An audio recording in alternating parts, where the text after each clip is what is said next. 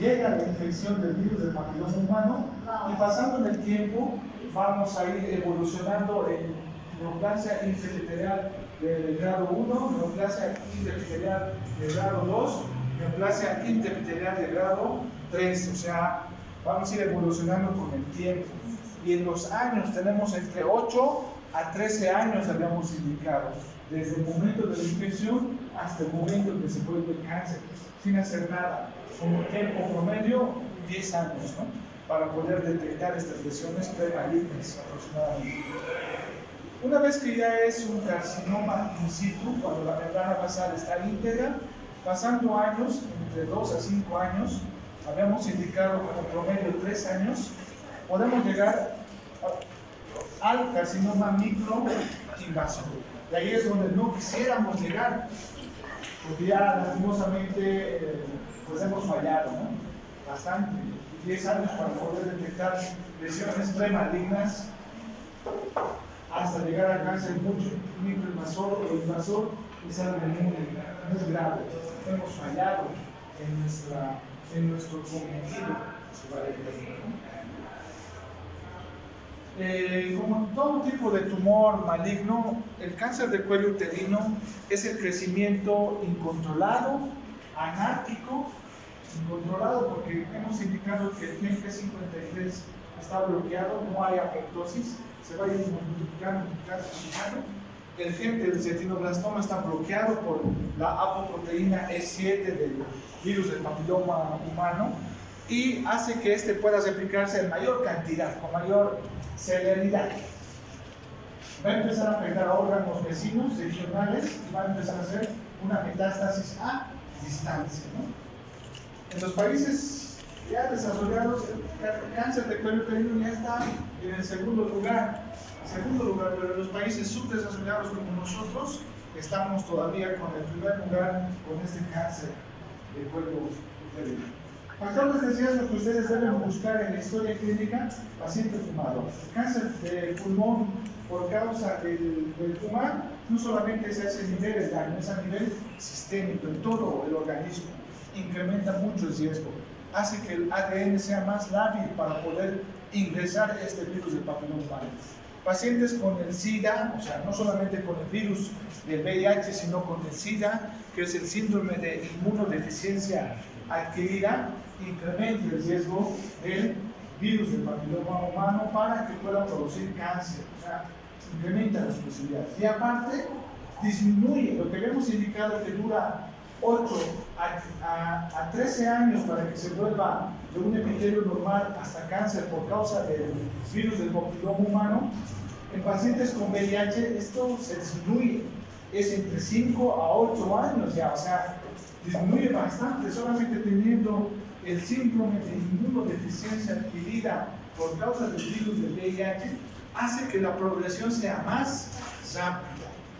Las infecciones de transmisión sexual como la clamidia trachomatis, herpes virus, citomegalovirus incrementan la labilidad celular, hacen que el virus del papiloma humano tenga mayor facilidad en su integración de su genoma, hace para que pueda ingresar más fácilmente y progresar.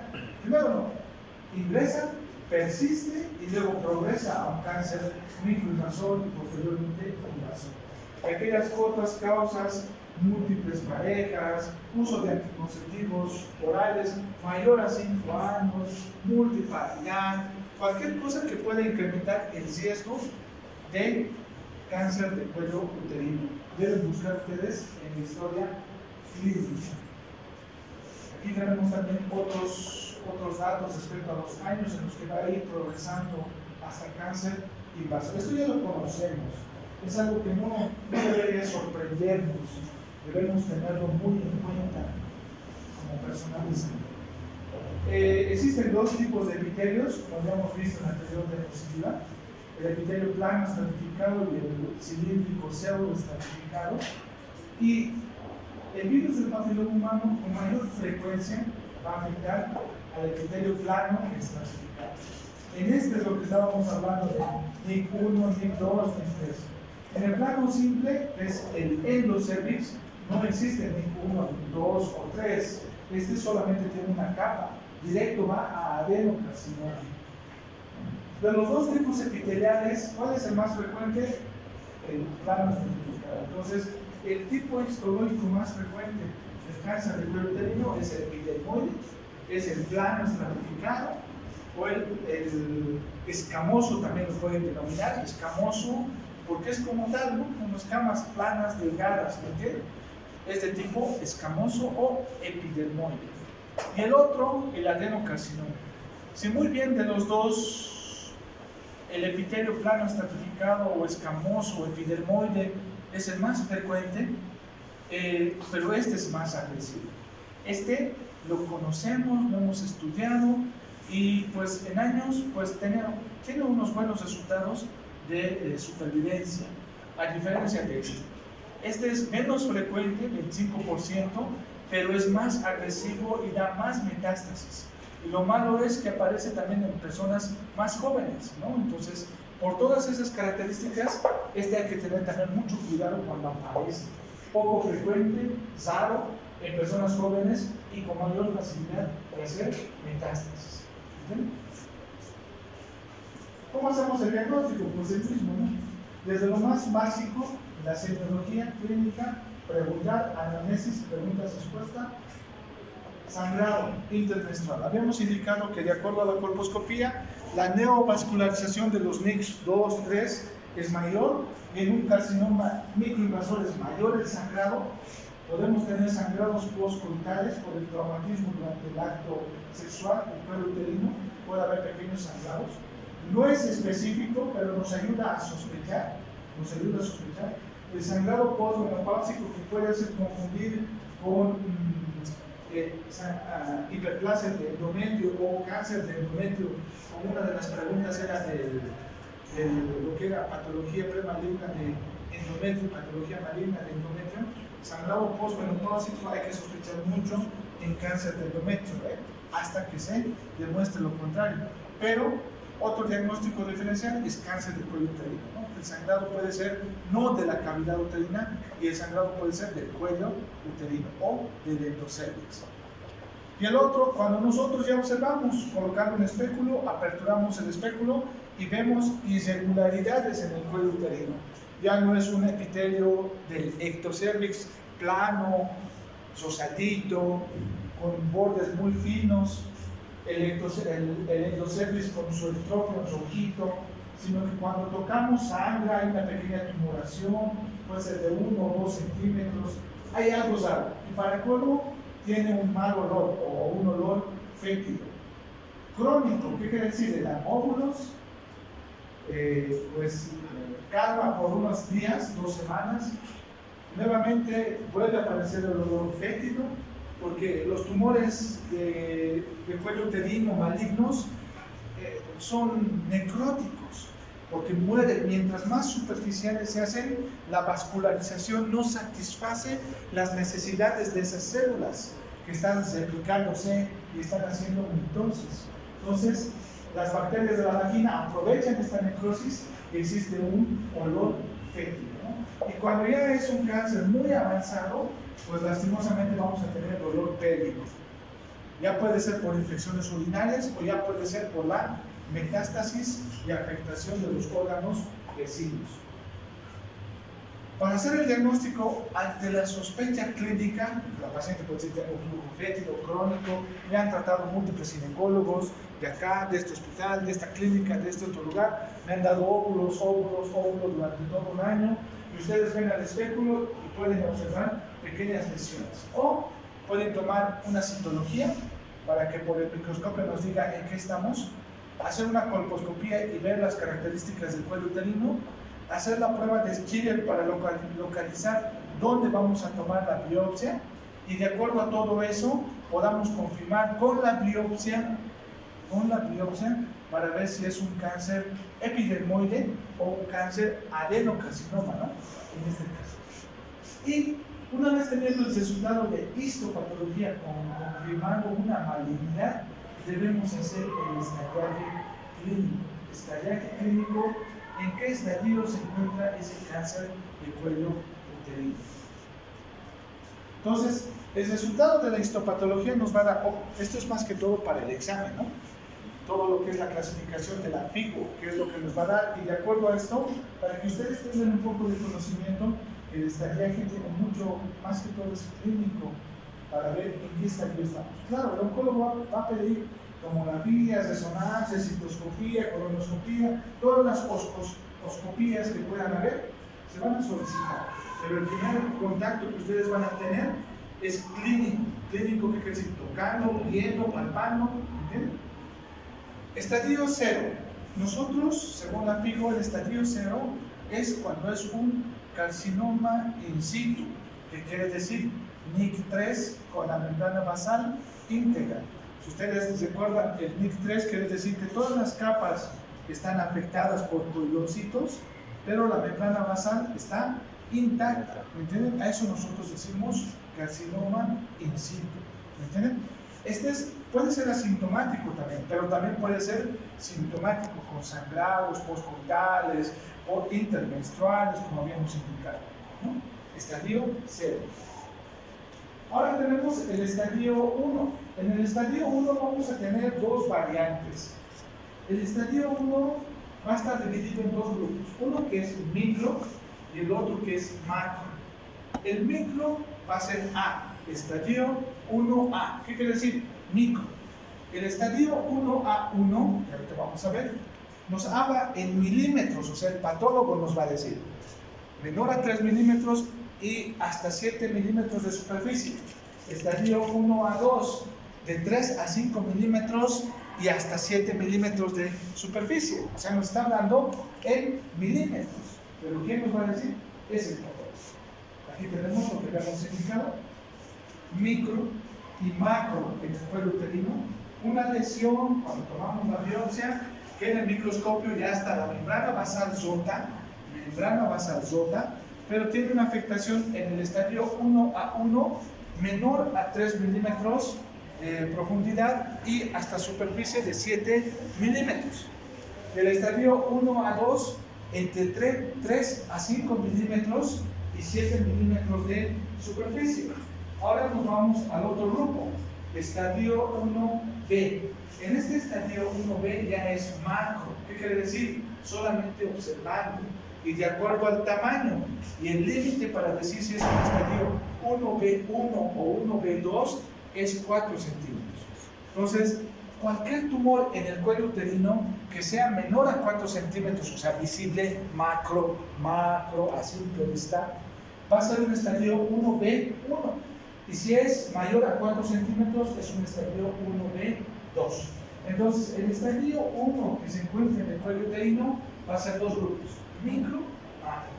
Micro se subdivide en dos: menor a 3 milímetros y 7 milímetros de superficie, y menor el estadio 1 a 2 entre 3 a 5 milímetros y hasta 7 milímetros de superficie.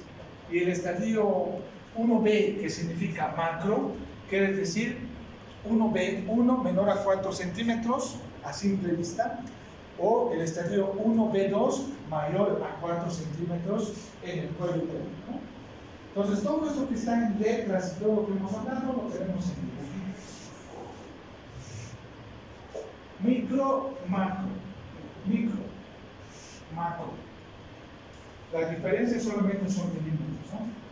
El estadio 1A es micro, 1A1 menor a 3 milímetros y 7 milímetros de superficie, 1A2 entre 3 a 5 milímetros y 7 milímetros de superficie, el estadio 1B1 menor a 4 centímetros y el estadio 1B2 mayor a 4 centímetros de tumor. Solamente es a simple vista. Si vemos ahí, ya tenemos una idea en qué estadio nos encontramos. Entonces, ahora vamos a ir viendo el estadio 2, donde nos dice ya no solamente afecta al cuello uterino, sino también va a empezar a afectar a la vagina, el tercio superior de la vagina, y también a los paramétricos, o sea, a los costados del cuello uterino, pero sin llegar a la pared, a las paredes de la pelvis. ¿Qué hueso forma la pelvis? ¿Qué hueso forma la pelvis? ¿Qué huesos forman la pelvis? Eso por eso te dice, ¿no? ¿Cuál? El sacro y los coccijos. No, El hueso ilíaco, ¿no? Con sus tres partes, ¿no? Los dos ilíacos y el sacro que está atrás y el coxis que está ahí abajito, debajo del sacro. No va a tocar los huesos ilíacos cuando se va a extender. Ese es el estadio 2. En el estadio 2 vamos a tener un estadio 2A cuando está afectado los 2/3 de la vagina. O sea, nos dice cualquier tumor del cuello uterino, pero que se extiende hasta los 2/3 superiores de la vagina. Estadio 2A. Ahora, tal vez no está afectada a la vagina, pero sí a los costados. Estadio 2B. Cualquier tamaño de tumor en el cuello uterino, pero que se extienda a los costados sin llegar hasta los huesos de la pelvis, o sea, a los costados, a los huesos ilíacos, si vale el término. Estadio 2B, hacia los costados. Ahí tenemos en dibujitos, y es algo más fácil de comprender. Cualquier tipo de tumor en el cuello uterino, en el estadio 2A, pero que se extiende hacia la parte superior de la vagina. Estadio 2A. Y el estadio 2B, cualquier tumor en el cuello uterino, pero que se extiende hacia los costados sin llegar hacia los huesos ilíacos, ¿no? No toca los huesos ilíacos.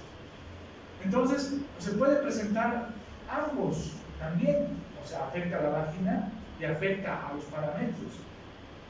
¿Cuál vamos a colocar? Porque en el examen puede estar eso. ¿Cuál colocamos? El estadio mayor, ¿no? El estadio mayor.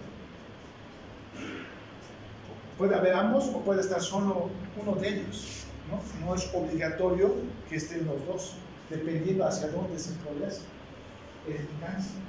Entonces, ahí tenemos. Nos vamos al estadio 3. El estadio 3 simplemente es la progresión del cáncer de la vagina hacia toda su longitud.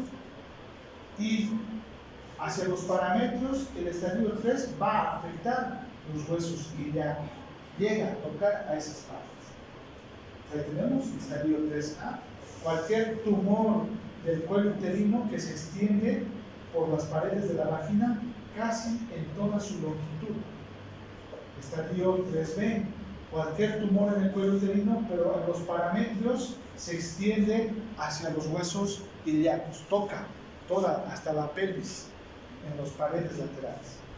Y como toca las paredes laterales de la pelvis, generalmente afecta la arteria uterina, y como ustedes saben por anatomía y por hemos visto complicaciones, la arteria uterina está muy cerca del uréter, y como el tumor es fibroso, leñoso, duro, comprime el uréter y va a dar hidronefosis. ¿Me entienden? Por ecografía, cuando le van a hacer, va a decir uréter dilatado, pelvis dilatada, riñón, creatinina 3 gramos de cilitro. Entonces ya ustedes van relacionando que ya estamos en otro estadio. ¿Me entienden? En un estadio mayor y avanzado, comprometido. ¿Me entienden? Estadio 3B. Tenemos en dibujitos cualquier tumor que afecta la longitud de la vagina.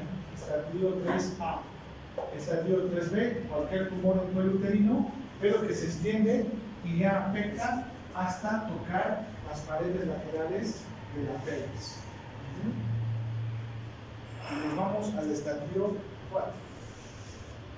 En el estadio 4 ya vamos a tener primero afectados los órganos vecinos del alrededor, entre estos cuales son vejiga, recto, ano, y el estadio 4A, cuando ya tenemos todo lo que corresponde a órganos distantes. 4A, órganos cercanos. 4B, metástasis a órganos distantes. Más que todo esto, por los ganglios que van a estar afectados en pelvis, abdomen más que todo. Pelvis y abdomen. O sea, ¿qué quiere decir? Si le van a hacer una resonancia magnética después de la cirugía, si aparecen ganglios, pues posiblemente esté habiendo una recurrencia, porque ya estaba en un estadio mayor.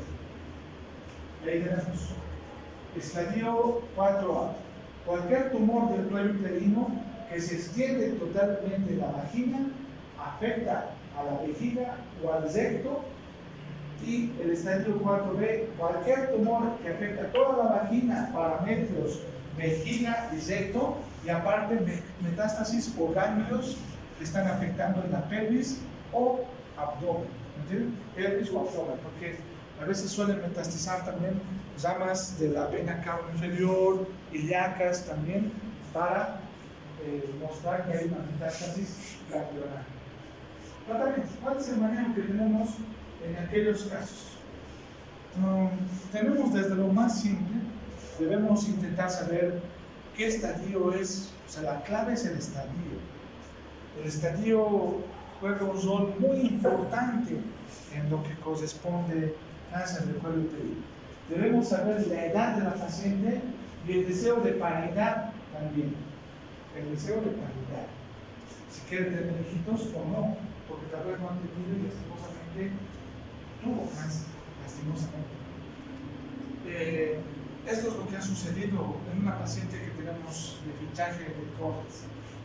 No se ha ayudado mucho en el estadiaje de cáncer de cuello uterino que ha tenido. Ha sido internada en la clínica de Los Ángeles, le han hecho la histerectomía. Pasando 3 meses o 4 meses, me comenta que aparece en su control una resonancia, porque justo es de fichaje de gineco, del 4º piso, y que le apareció un ganglio de 4 centímetros en el lado derecho, si no me equivoco, que estaba comprimiendo ureter y que estaba empezando a producir una hidronecrosis. ¿No? Entonces, los doctores han empezado a pensar que era una circunstancia, le han empezado a hacer quimioterapia, el ganglio siguió creciendo, al último le hicieron nefrectomía porque hizo falla renal, al último le desecaron el intestino, medio intestino, entró a terapia intensiva, al menos está viva. Se le han sacado los riñones, le han sacado mitad del intestino y bueno, después de haber sacado todo lo que se ha podido sacar, ahora está nuevamente vuelta, flaquita, delgada, solamente tiene una hija, joven ella porque tiene 42 años. Eso es lo malo de hacer crioterapia, porque ella le había hecho crioterapia. Esconde, no crean mucho cuando dicen que algunos doctores dicen, yo con la crioterapia puro cáncer, no, esconde, estás escondiendo algo que simplemente va a aparecer cuando ya es cáncer. Hay que tener mucho cuidado cuando van a hacer el diagnóstico y el tratamiento. El otro, cuando se presenta en un embarazo, ahora aquí, 24 semanas para abajo, si se detecta el cáncer, se interrumpe el embarazo. ¿Entiendes? Se interrumpe. A no ser que la paciente diga, porque toda mamá siempre piensa en sus hijos, siempre les va a salir el valor, no como ahorita, ¿no? Ay, no tengo que estudiar, pero no voy a dormir.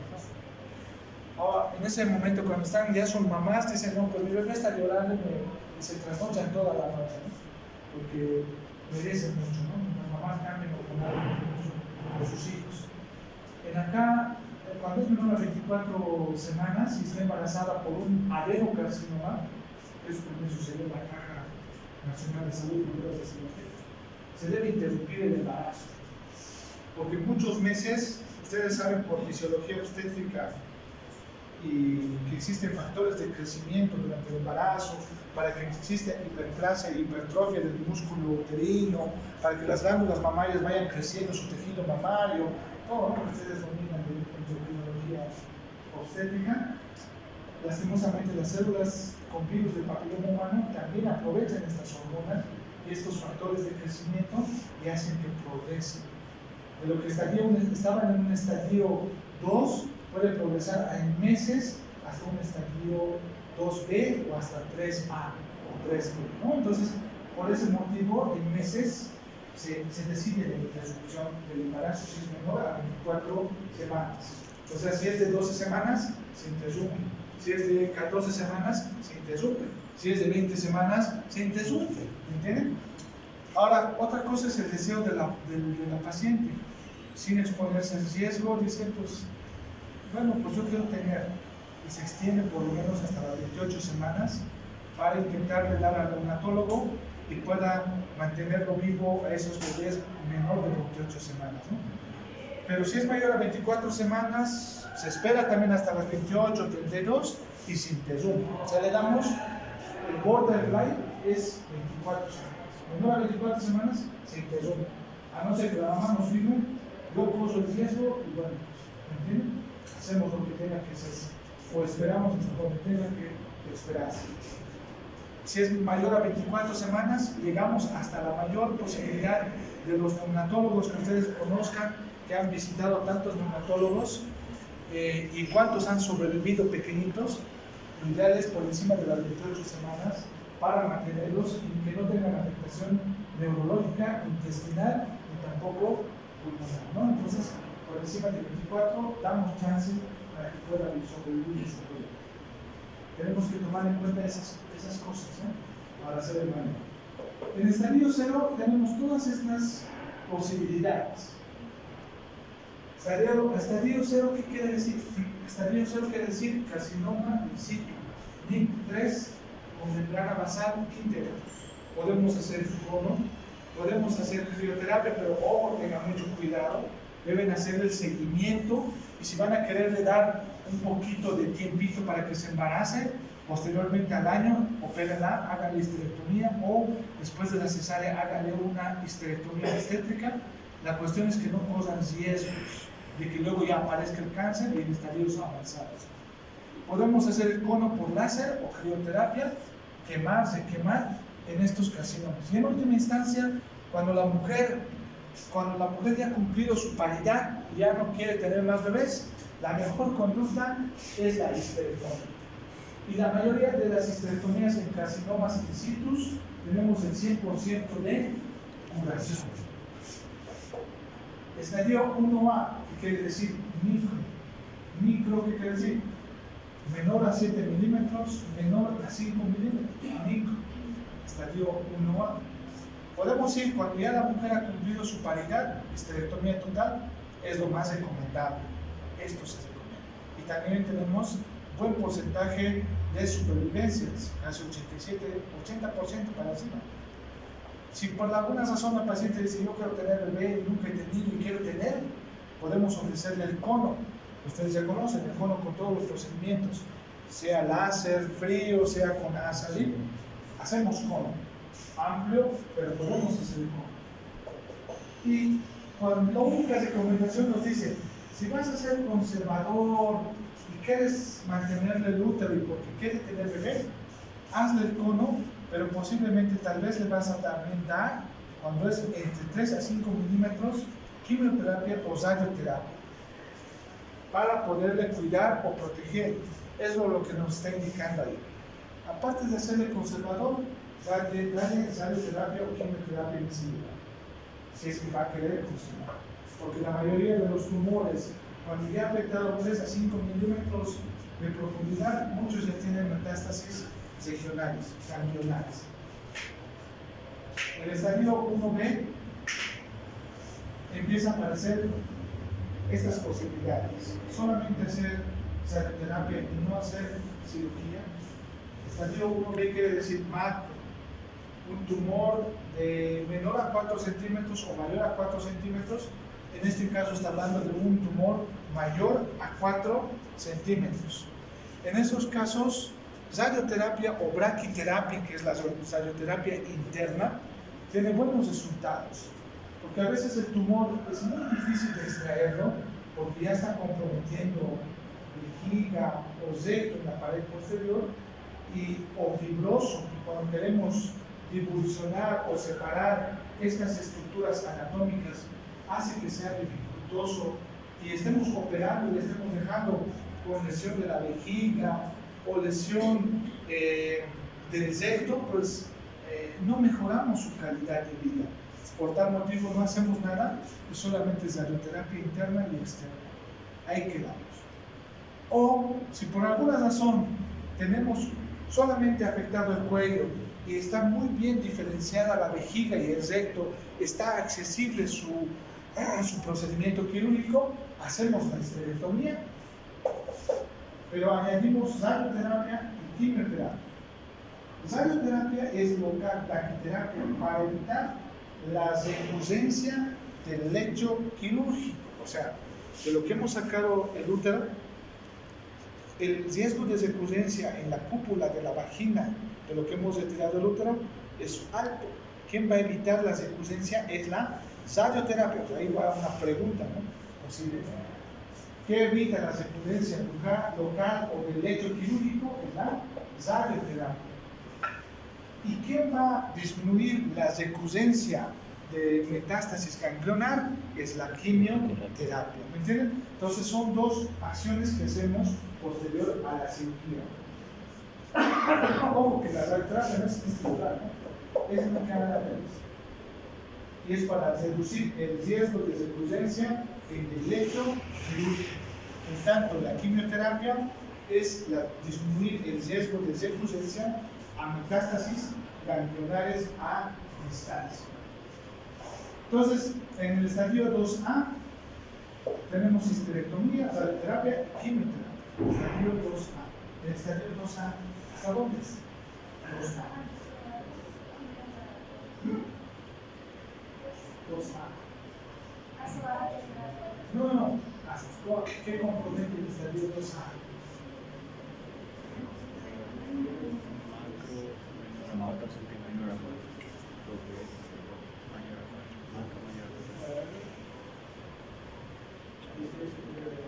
Sí.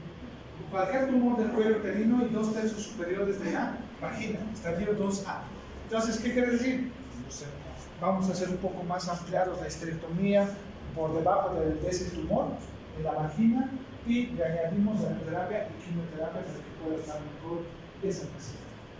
Y vean acá, en los estadios 2B para adelante, algunos ya nos dicen, no hagamos nada, solamente radioterapia y brachyterapia y asociado a quimioterapia. No hagamos histerectomía, porque no queremos lesionar vejiga, no queremos lesionar recto, no queremos dejarle con una mala calidad de vida.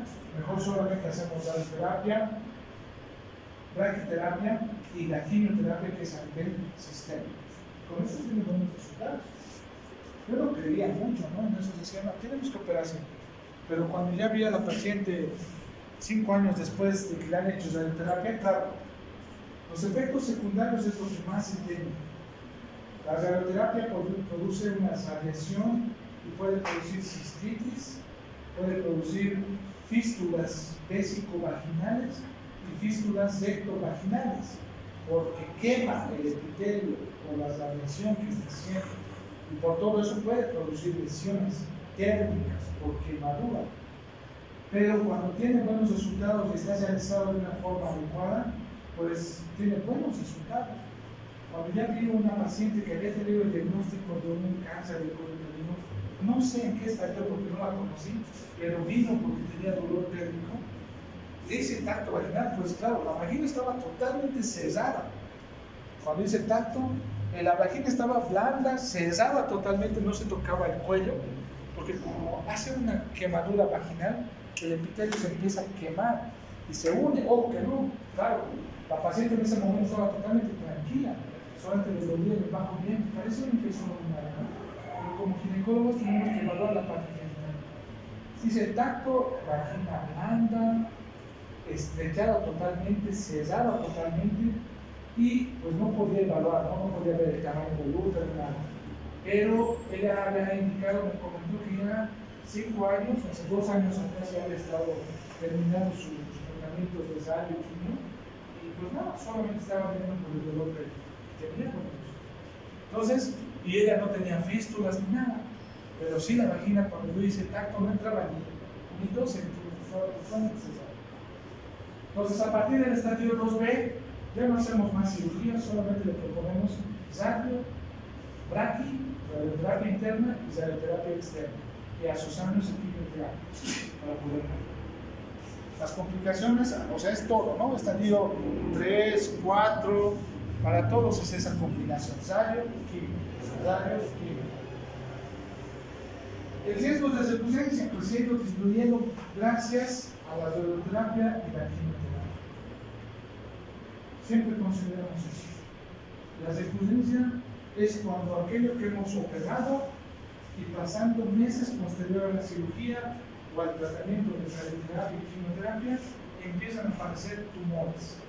Sean tumores en la vagina, cuando colocamos un espéculo y vemos la cúpula de la vagina con una pequeña vegetación, o cuando hacemos controles de resonancia magnética, tomografías y aparece un ganglio en lugares pélvicos, nos estaría haciendo sospechar que tiene la paciente una recurrencia. Entonces, siempre estos han ido disminuyendo bastante las recurrencias.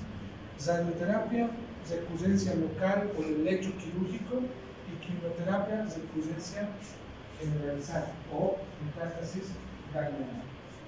Cuando detectamos nosotros en estadio 0, que es el carcinoma in situ, 100% de curación con solamente la histerectomía total abdominal. Eso, como acá dice, ¿no?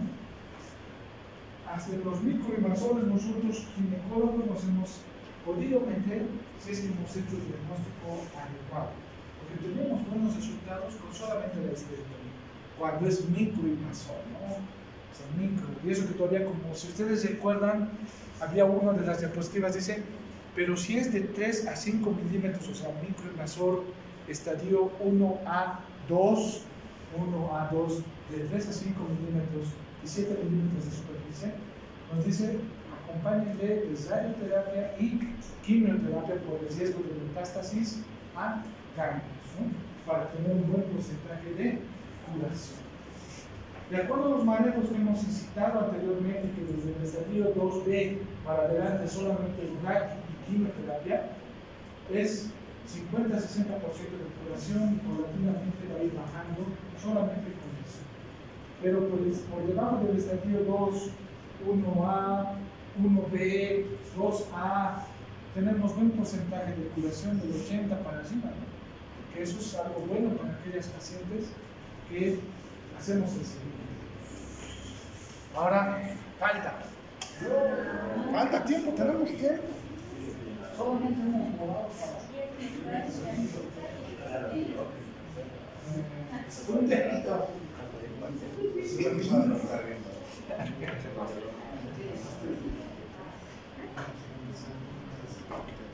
Si no hay el martes, para lo que hacemos.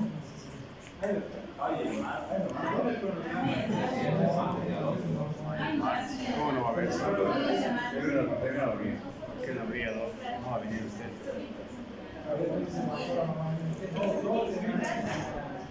No le avisamos.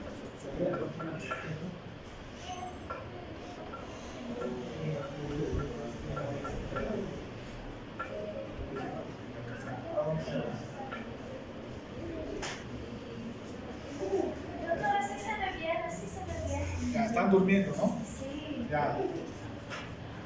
Vamos a ver ahora, ya hemos visto patología premaligna y maligna del cuello uterino. Ahora vamos a ir a patología premaligna y maligna de ovario. Algo muy interesante. Recordamos un poco de la anatomía del ovario, ¿no? Tenemos dos ovarios, que miden de 3 a 4 centímetros de longitud en la edad reproductiva y menor a 3 centímetros en la edad postmenopáusica. Estos se van a encontrar en la parte posterior y lateral del útero. Van a estar unidos al útero por el ligamento útero-ovárico y van a tener un ligamento que al mismo tiempo va a estar insertado en la arteria ovárica. La arteria ovárica es una rama directa. La arteria ovárica es una rama directa de la aorta abdominal. Va a bajar por el abdomen, por el retroperitoneo, llega a la pelvis y se inserta en el ovario. Cuando está bajando por el abdomen, el peritoneo no sobresale, pero cuando llega a la pelvis, esta arteria ovárica con sus venas ováricas levantan el peritoneo parietal, se cubren por el ligamento ancho y van a formar el ligamento infundíbulo pélvico o también denominado ligamento suspensorio del ovario. ¿Me entienden? Entonces, viene una arteria principal que va a llegar al ovario. El ovario, aparte, también tiene otra irrigación secundaria por parte de la arteria uterina. La arteria uterina viene, hace su arco de la arteria uterina y da pequeños amos para irrigar a la trompa de falopio junto con la arteria ovárica. De este arco de la trompa de falopio que viene de la unión de la arteria uterina con la arteria ovárica, van a haber amos que van a irrigar también a la arteria ovárica. Y aquí, ¿por qué la ligadura de trompas protege en el cáncer de ovario o las albinoclasias que se realizan protegen contra el cáncer de ovario? Porque disminuye la irrigación del ovario. Entonces, por eso, ¿no? Por su irrigación que tiene. Y por eso algunas mujeres, cuando les hacemos ligadura de trompas, porque hay una bajada de la irrigación, bajada de las hormonas, algunas veces presentan sofocos, calores, insomnio, y le echan la culpa a la ligadura, ¿no? Porque dicen, no quiero hacerme porque me vuelvo irritable, mi comadre se ha vuelto irritable, ha tenido casi el divorcio, muchas cosas, ¿no? Eso es anatómicamente.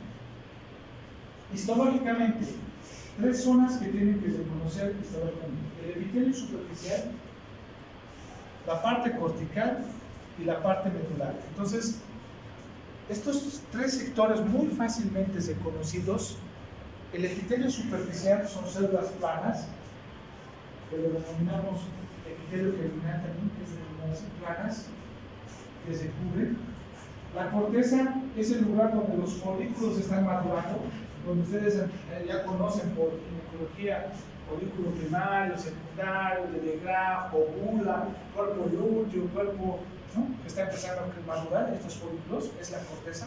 Y en la médula se encuentran los vasos y el tejido fibroso. Vasos, tejido fibroso y los cuerpos albícanos, cuerpos blancos, o sea, cuerpos lúteos degenerados, ¿no?, que están en la médula. Entonces son tres regiones histológicos que debemos de conocer para poder comprender un poco de las lesiones premalignas y malignas de ovario. El cáncer de ovario se encuentra posteriormente a los otros dos tumores, ¿no?, del aparato reproductor, del cuello uterino y el de mama. Producen múltiples muertes y esto se ha ido incrementando bastante en los últimos años porque las encuestas y las estadísticas han empezado a incrementarse de los países subdesarrollados, estos de los países desarrollados. Puede aparecer entre los 35 a 65 años, pero más que todo entre los 63 años. El diagnóstico del cáncer de ovario es suerte, porque no da una sintomatología precoz. No tenemos como el Papá Nicolau pruebas de cada año para ver cuál es maligno y cuál es benigno, como el Papá Nicolau. Pero aún así, teniendo el Papá Nicolau, igual tardamos nuestro diagnóstico, igual sí hay. Pero este es más todavía, es alto la presencia de cáncer de ovario.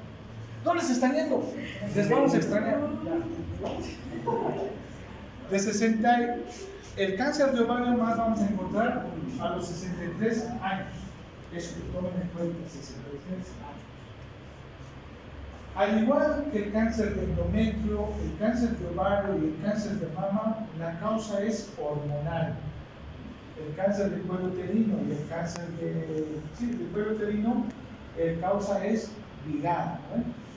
Entonces, tenemos factores de riesgo de tipo hormonales similares a lo que corresponde al cáncer de endometrio: menopausia temprana, menopausia tardía, síndrome de ovario poliquístico, endometriosis, infertilidad, todas aquellas cosas que puedan incrementar un hiperestrogenismo a largo plazo en la mujer.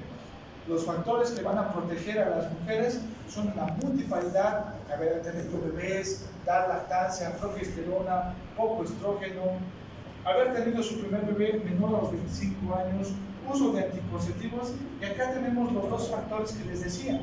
Por la irrigación, cuando hacemos la histerectomía, quitamos y ligamos la arteria uterina, disminuye la irrigación del ovario y protegemos a la paciente para cáncer de ovario. En la ligadura de trompas es lo mismo. Ligamos amos que irrigan al ovario y protegemos para que éste disminuya hormonalmente. Factores protectores para cáncer de ovario, ¿no? Entonces, todo tiene su porqué. La patología del ovario son tomos y tomos, son 3 libros, un tomo por cada patología. Son 3 grupos que debemos conocer principalmente. Aquellos tumores que van a originarse de las células epiteliales, o sea, de la parte superficial. Aquellos tumores que se van a originar de las células germinales, si va del término de la corteza, o sea, de las células de la corteza. Aquellos tumores que se van a formar del tipo del estroma, o sea, de la parte medular. Tenemos 3 grupos. El más frecuente son aquellos tumores que se van a formar del epitelio superficial. Y los más representativos son el tumor por cistoadenoma seroso, el tumor por cistoadenoma mucinoso y el tumor endometrioide. Este tumor endometrioide es similar a lo que corresponde al endometrioma de ovario. Es el mismo, no cambia, es el mismo. Y tenemos acá representantes de las células germinales, el teratoma y el tumor de seno endodérmico, que son los más frecuentes. Y el de cordones sexuales es lo que están haciendo sus compañeros, en un caso, ¿no? Que tienen trabajo para ver si van a ganar el 30% de la plática, ¿no? Que esto es lo que hemos tenido, el tumor de células de Sertoli, que tienen su origen de los tumores del estroma. También sus compañeros han hecho también del teratoma. Raro, pero sabísimo. Tumores epiteliales, los 2 más frecuentes, seroso, mucinoso, y el tercero, que es el de tipo endometrioide. De células estromales, este está cambiado. Fibroma y tecoma son los 2 más frecuentes. Y de células germinales, teratoma y de seno endodérmico. Ahora, ¿dónde nos encontramos nosotros cuando hablamos de patología de ovario? Nos encontramos aquí, borderline. Nosotros nos encontramos ahí como ginecólogos cuando estamos viendo a una paciente con un quiste de ovario, nos encontramos borderline. La fisiopatología es múltiples ovulaciones, alguna no ovula, alguna ovula y se vuelve algo benigno o algo maligno. Nos encontramos nosotros aquí, borderline, porque solamente por ecografía, tomografía o resonancia vemos un tumor en los anexos, o sea, en los ovarios. ¿Quién nos va a decir si es benigno o maligno? Es la histopatología. Siempre esperamos que el resultado del microscopio nos diga cuál corresponde a benigno o maligno. Y solamente va a darnos la designación con su terminación. Cistoadenoma seroso, cistoadenoma mucinoso o cistoadenoma endometrioide o endometriósico. Y lo que corresponde a los fibromas, adenofibroma. ¿No? Simplemente ese nos da la terminología, es la histopatología. Ahora, si el resultado es maligno, solamente cambia su terminología. Cistoadenocarcinoma. Cistoadenocarcinoma seroso, cistoadenocarcinoma mucinoso, para la designación de esos, ¿no? Tenemos, solamente cambia la terminología. ¿Fijamos?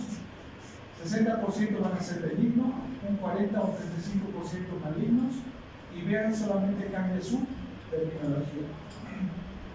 Cistoadenoma seroso, cistoadenoma mucinoso, cistoadenoma endometriósico. El otro, si es maligno, cistoadenocarcinoma mucinoso, cistoadenocarcinoma seroso. O sea, cambia simplemente esa terminología. ¿Y qué nos va a dar eso? Es el patólogo. Estos son las células epiteliales, ¿no? Los 2 representantes. Ahora, de las células germinales, aquí un poquito varía. Del teratoma, En el teratoma, a simple vista, la mayoría pueden ser benignos, pero cuando son maduros, se va a denominar teratoma maduro cuando está bien diferenciado el tejido. ¿Qué quiere decir? Cuando sus compañeros han visto el teratoma, pueden reconocer fácilmente el pelo, había pelo, como de un roquero que hemos sacado gran cantidad de pelo nuevo, ¿sí, no? Como han visto, pelo. Y estaba diferenciado, y por eso es teratoma maduro. ¿Eso qué quiere decir? Benigno. Había hueso, diente, grasa, estaba bien diferenciado. Ahora el problema es cuando es inmaduro. Cuando el teratoma es inmaduro, ya no vamos a encontrar lo que habíamos indicado: pelo, grasa, cabello, dientes, no vamos a encontrar. Es totalmente gelatinoso. ¿Quién nos va a dar el resultado de que si es maduro o inmaduro, que es el patólogo? ¿Entienden? Entonces siempre mandamos a patólogo. Aunque nuestro criterio a macroscopía dice que es maduro, un teratoma maduro, porque vemos el cabello, vemos los dientes, vemos la grasa y vemos todo, pero igual mandamos al patólogo para que nos dé su sello y nos confirme que es un teratoma maduro. Este otro es el de seno endodérmico, es otro muy agresivo, y el alfa-fetoproteína es un marcador que nos hace sospechar que estamos con algo de malignidad. Y esto igual uno de sus compañeros, igual, ¿no? Lo están haciendo, está allá atrás de los resultados. Eso es lo que yo estaba sospechando cuando de la paciente de 17 años, estamos viendo la realidad, sería no es ficticio, ¿no? 17 años y estábamos sospechando alfa-fetoproteína elevada, y ahí, aunque a veces decíamos, pues es benigno, maligno, y vean que es algo que nos dicen, mujeres jóvenes, mujer joven, y muy agresivos, y por alguna razón no le hacemos un manejo adecuado. Hemos tenido mucho conflicto, la enfermera muriéndose, que el oncólogo, no oncólogo, temores, miedos y todo eso. Y al último, el patólogo nos salió con otra cosa. Es tumor derivado del estroma, tumor de células de Sertoli. Y como dice, productor de estrógeno, un hiperestrogenismo que ha hecho que exista un hiperandrogenismo secundario, porque su voz era gruesa de la muchacha, había vello, exceso de vello, su alfa-fetoproteína incrementado. Lo bueno es que tienen bajo potencial maligno, eso es lo bueno. Pero ¿quién nos ha dado el diagnóstico de que es un tumor de Sertoli? Es el patólogo. ¿Entienden? Por eso nosotros nos encontramos en borderline. Siempre estamos al centro, pero siempre debemos sospechar en ciertas cosas. El tecoma y el fibroma, y esto hay algo excepcional de este fibroma, que no lo vamos a ver, que no lo han visto solo vamos a ver. Este fibroma, la historia es, hay un tumor en el ovario, la mayoría son benignos, pero siempre van a llegar a medicina interna antes que al ginecólogo. ¿Por qué? Cuando va a venir la paciente con tos irritativa, le van a hacer radiografía, va a haber hidrotórax. Porque llega siempre el interno del triaje, dice, ¿qué te molesta? Tengo tos, expectoración crónica, como un sintomático respiratorio. ¿Qué es sintomático respiratorio? Eso, paciente que tiene tos mayor a 14 días, no nada más. Con o sin mocos, digamos, ¿no? Con o sin expectoración. O tos no productiva o productiva. Cualquiera de los pertenece 14 días, ¿no? Entonces, le hacen radiografía y hidrotórax. Y a veces también, como el medicina interna pide de todo, tomografía de todo lado, ecografía de todo lado, laboratorio de todo tipo para ver si algo le sale alterado para decir que ese es el problema, le hacen una ecografía de abdomen y sale líquido más. Y como a veces es mujer, dicen, hay algo que buscar al ginecólogo, le hacen ecografía transvaginal. Entonces, lo primero que le va a llegar es al médico internista, porque hay líquido en tórax, hidrotórax, insuficiencia cardíaca, piensan en fallas renales, los médicos internistas, en todo. Encuentran ascitis por ecografía, piensan en hipertensión portal, cirrosis hepática, en todo lo que pueda haber hipertensión, y hacen que exista ascitis, hipoproteinemia, le hacen albúmina, proteínas sin sangre, todo, ¿no? Porque parece que nos visten cosas. Entonces, le pedimos una ecografía transvaginal y encontramos un tumor de ovario. Los de medicina interna hacen sus toracocentesis como siempre para hacer citología, ADAS, ponen también sus paracentesis para sacar líquido amniótico, citologías, todo. Piensan en algo benigno, maligno y todo. Y llega el ginecólogo y la ecografía dice que tiene un tumor fibroso, por eso es fibroma, fibroso en el ovario de 1 centímetro de 2 centímetros. Y ese es el causante de todo. Los fibromas, por una reacción antígeno-anticuerpo, ¿qué quiere decir antígeno-anticuerpo? Células de nuestra inmunidad han detectado este tejido y han empezado a formar anticuerpos.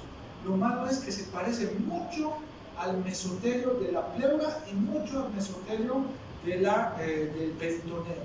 Y empiezan a atacar esos anticuerpos a la pleura y al peritoneo, y por eso existe una reacción inflamatoria en pleura y peritoneo, haciendo que exista un trasudado, acúmulo de líquido en tórax y acúmulo de líquido en abdomen. Hidrotórax y ascitis asociado a un tumor de ovario. Puede ser pequeñito, de 1 centímetro, no importa, ese es el causante. Hacen de todo, dan proteínas, diuréticos para que baje, no va a bajar. Solamente cuando se tire el tumorcito del ovario, pero ojo, que es el todo el ovario, este fibroma, inmediatamente en semanas se va a empezar a perder ese líquido del tórax y ese líquido del abdomen. Solamente retirando ese tumor. Esa era la historia cuando había pacientes que tenían problemas pulmonares y abdominales y encuentran un tumor de ovario. El ginecólogo que ha hecho la cirugía para retirar ese tumor, pasando meses sin hacer nada, se ha empezado a curar el hidrotórax y la ascitis. ¿Entienden? Entonces no es necesario darle ni nada más, solamente hay que dar. ¿Cómo hacemos el manejo de cualquier tipo de tumor de ovario? Sea 125 y una ecografía transvaginal para poder ver las características del ovario. Con esto tenemos un índice de malignidad. Si muy bien nos ayuda, no es tan sensible, tan específico. Nos ha podido ayudar un poco en algunos casos cuando el sea 125 es bien elevado, cuando, claro, el ecografista es muy hábil, muy experimentado para ver las imágenes del ovario, porque de la paciente que estaba con este tumor de ovario hasta nos daba gira 5, que quiere decir cáncer de ovario. Así, con el diagnóstico nada más ecográfico ya lo estaba diciendo cáncer de ovario, pero salió benigno, ¿no? La combinación de ambos nos han intentado dar algunas posibilidades de poder saber qué pacientes tienen cáncer de ovario y qué pacientes no. Pero aún así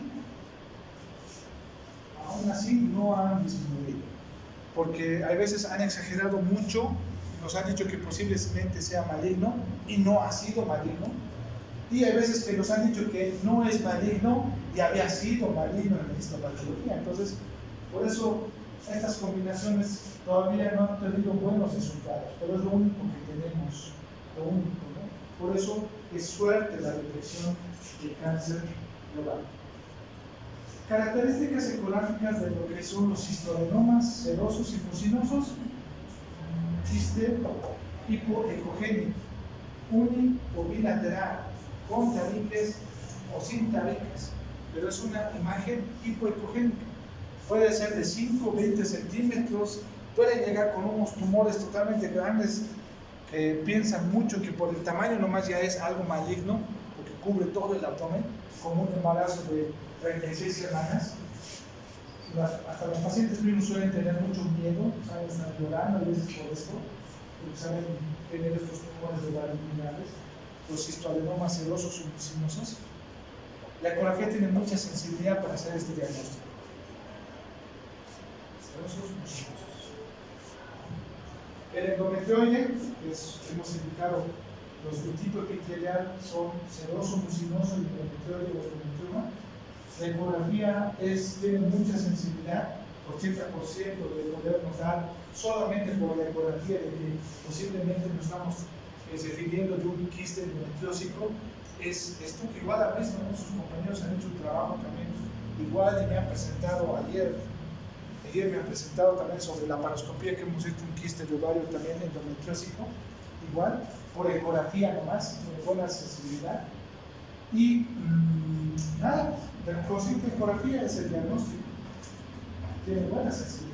Teratomas, las imágenes son hiperdensas porque por más que sean unas líneas nada más, blanquitas, hiperecogénicas, complejas, con dos tipos de tonos, que ustedes ven acá, pareciera un endometriósico también, vidrio despulido, pero no, esta es grasa y en esta parte es hueso, porque están imágenes hiperdensas, hiperecogénicas, nos hace sospechar, pero vuelvo a repetir que los teratomas en la definición macro, si hay pelo, cabello, grasa, diente y todo eso que conocen ustedes, macroscópico, necesitamos que la histopatología nos diga que es un teratoma maduro, o tal vez como no está bien diferenciado, el patólogo nos diga que es un teratoma inmaduro.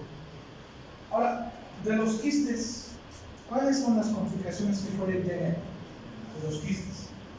Pueden sangrar, denominados hemorrágicos, pueden sedimentarse espontáneamente, pueden sentir una punzada, ay, no me ha dolido, estaban haciendo ejercicio, trotando, cosiendo, algún ejercicio y se puede romper. El otro es la torsión. Esta es la complicación de urgencia muy importante.